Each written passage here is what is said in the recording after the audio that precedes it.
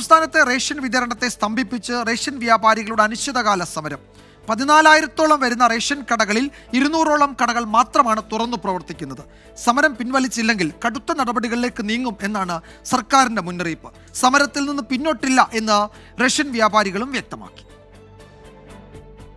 വേതന വർധന നടപ്പാക്കുന്നതിൽ കൃത്യമായ ഉറപ്പ് ലഭിക്കും വരെ സമരമെന്നാണ് വ്യാപാരികളുടെ തീരുമാനം. എന്നാൽ ചർച്ചയ്ക്ക് വാതിലുകൾ തുറന്നിട്ടുണ്ടെന്നും സമരത്തിൽ നിന്ന് പിന്മാറണമെന്നും ഭക്ഷ്യമന്ത്രി. സമരത്തിന് പിന്നിൽ രാഷ്ട്രീയ ലക്ഷ്യങ്ങൾ ഉണ്ടെന്നും മന്ത്രി. അവരുടെ ഭാഗം പൂർണ്ണമായിട്ട് പരിഗണിച്ചല്ലോ. അവരുടെ ഭാഗം പൂർണ്ണമായിട്ട് പരിഗണിച്ച ചർച്ചയാണ് നടന്നത്. അതിൽ എന്തെങ്കിലും ആവശ്യങ്ങളുണ്ടെങ്കിൽ വീണ്ടും ചർച്ച തുടരാമെന്ന് പറഞ്ഞിട്ടുണ്ട്. ജനങ്ങൾക്ക് ഭക്ഷ്യധാന്യം നിഷേധിച്ചാൽ, ലൈസൻസുകൾ നിഷേധിച്ചാൽ അത് ഒരു ദിവസം നോക്കി നിൽക്കും. അത് കഴിഞ്ഞാൽ കർശനമായ നടപടിയിലേക്ക് പോകും. ഭരണാനുകൂല തൊഴിലാളി സംഘടനകളുടെ കൂടി പിന്തുണയോടെയാണ് റേഷൻ വ്യാപാരികളുടെ അനിശ്ചിതകാല സമരം.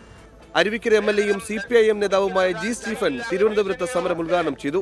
ഈ സൂചനാ സമരങ്ങളുടെ എല്ലാം ഭാഗമായി പരിഹരിക്കപ്പെടാൻ കാതലായിട്ടുള്ള ഡിമാൻഡുകൾ പരിഹരിക്കാൻ വേണ്ടി കഴിയാത്ത സാഹചര്യത്തിലാണ് ഗത്യന്തരമില്ലാതെ മനപ്രയാസത്തോടുകൂടി കേരളത്തിലെ റേഷൻ കട ഉടമകൾ അനിശ്ചിതകാല കടയടപ്പ് സമരത്തിലേക്ക് കടക്കാൻ വേണ്ടി തീരുമാനിച്ചത്.